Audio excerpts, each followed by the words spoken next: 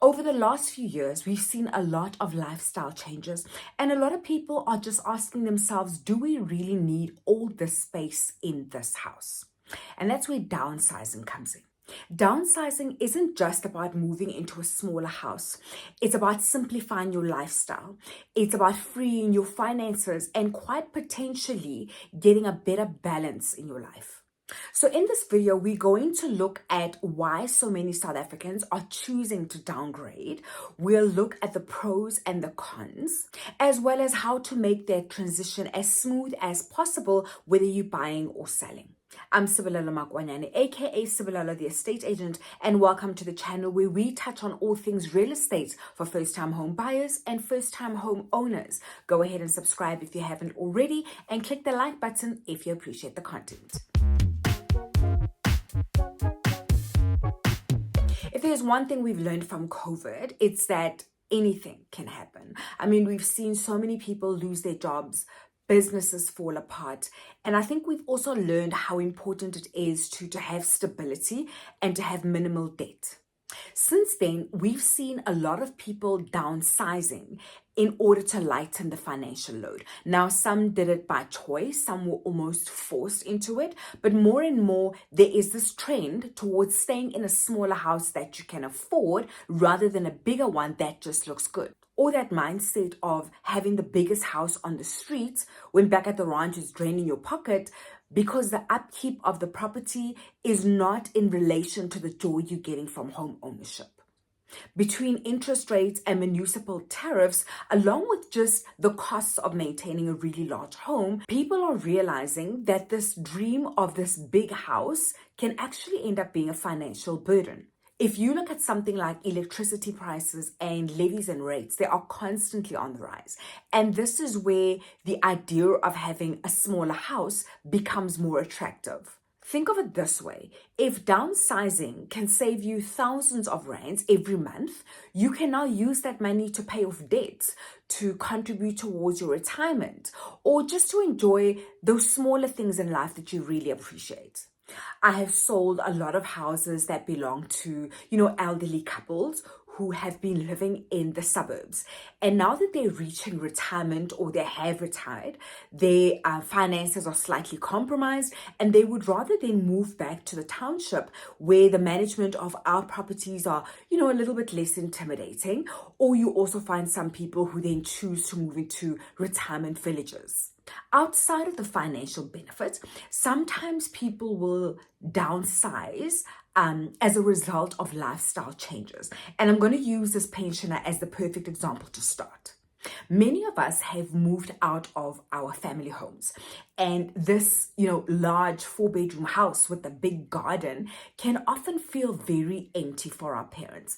Because if you look at our schedules and the activities of our children, we simply cannot go home as often as we used to. For many of our parents, it simply becomes too much effort to maintain all of the space that's not even being used. So we'll often see them downsizing to lifestyles that are a little bit more practical for them. Maybe you got some kind of a salary reduction. Maybe you had a side hustle and you got used to that extra income and now, that inflow has reduced. If you are at the crossroads and you are thinking about downsizing, I just want to say, first of all, there is nothing to be embarrassed about. You do you. You make the decisions that affect you and your finances in a way that will benefit you. What comes first is your pocket and therefore your sanity. It has nothing to do with what other people have to say. It's got nothing to do with your image. Maybe you're in a one-income household, but there was a stage where both of you was working. Or maybe, just maybe, from day one, you bought a property you cannot afford. You were inaccurate in your budget, and now you are in a fix. When I lost my job, not only did I downsize, I moved back home. And there is nobody who can judge me who matters. The only people who do anything for me had a full understanding of why I was doing it and how I was going to benefit from this decision. So if this is where you are, make a decision for you and your family. because the benefits of downsizing far outweigh the humiliation of what people are going to say about you. For starters, you get to enjoy lower monthly repayments. A smaller house equals a smaller bond, equals less electricity and water, equals less municipal rates and levies. There is also less maintenance when it comes to things like painting the property, the gardening, dealing with leaks and stuff like that. And sometimes if you're moving from a house to a complex, you might even get to enjoy benefits such as higher security in the form of a security guard or electrical fence or something like that, which you did not have at your current home. If you downsize on a property where there's equity, you'll also get the opportunity to make a profit. So say the property sells for 1.3 million. Your current bond is 400,000 and the property that you're buying is 700,000. This means that you will get to enjoy 200,000 rand that gets deposited into your account. You can do whatever you want to do with it. Downgrading also often means a fresh start. Remember, you'll be getting new neighbors and maybe having new experiences. Perhaps you've got a child who has gotten involved with the wrong crowd. This is an opportunity for them to start on a new plate and get a chance at a new life. If this is making sense to you and you're thinking, I think this might actually be just what I need to hear right now in my life, there's a couple of things that you need to consider before downsizing. So first up, research the area and the location of the property that you'll be moving to. I mean, you ultimately want to move into an area that you still can tolerate. You might look at properties where the house prices are low, but then you end up buying in an area that is actually deteriorating. I mean, you still want to feel safe in your home. And also, if you are fixated just on the price, you might end up buying a property that is located at a very noisy, busy street corner, right? And if that is your choice and you're fine with that, 100% fine. The only problem is when you purchase a property without paying attention, because that ends up being a very expensive mistake. Then you need to be realistic about your property price when it comes to selling your home. I think sometimes we get so attached to our homes that we forget that to the buyer, this is literally just bricks and mortar. So don't get emotional about the pricing. It doesn't help to list the property at a ridiculous price and nobody ends up buying it, which means ultimately you never get to move. With that in mind, make sure you get a market-related valuation from a competent, reliable estate agent. As much as you're downgrading, you still want to be realistic about what buyers are willing to pay for your property and the property in the condition and area that it's in. This way, you'll be properly prepared when it comes to playing around with the numbers to try and figure out what is the price of the property that you can afford in your downsizing process. The third thing to remember is that selling a property costs money. Clearance certificates at the council, estate agent fees, compliance certificates. I have recorded a video which gives a breakdown of all of the things that a seller needs to pay when it comes to selling their property and everything that you need to take into account. I will add a link in the description. The fourth thing to remember is that even though you're selling, you're also going to become a buyer. Unless, of course, you're like Sibulelo who's moving back home or somebody else who's maybe moving in with friends, right? So please, please, please get a pre-approval and find out what your credit looks like and how much house you can actually afford.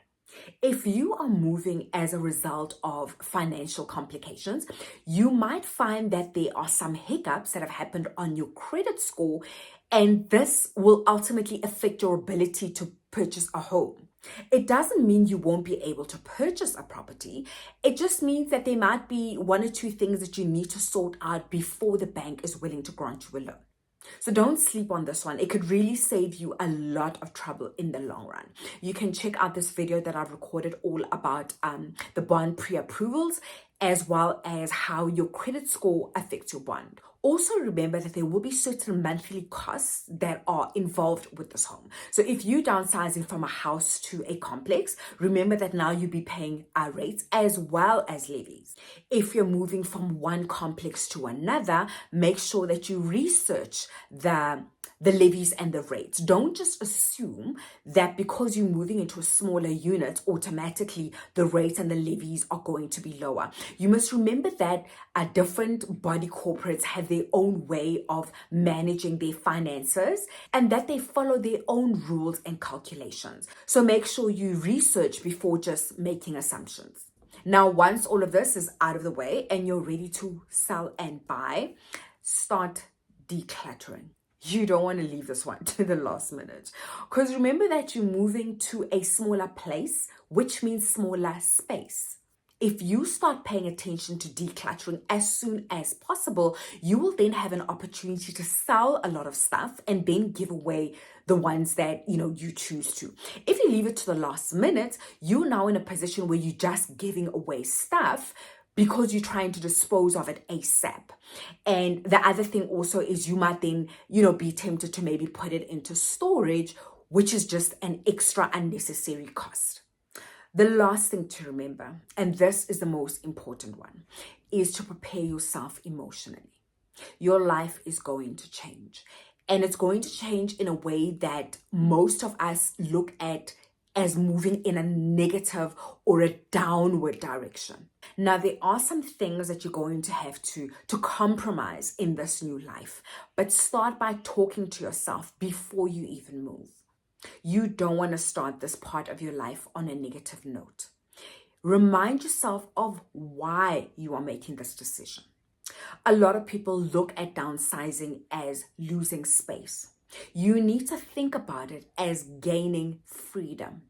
It's about trading a bigger home for a better lifestyle and taking control of your finances, your time, and of course, your peace of mind. Whether you're moving into a cozy townhouse or a retirement village or a lock up and go apartment, remember that a smaller home means a bigger life. If you approach this transition with the right mindset and the right guidance, it could honestly end up being the best decision you could ever make for yourself. Once you do decide to buy, knowing the formula that the bank uses to calculate your bond and your bond amount is certainly going to serve you. Go check out this video.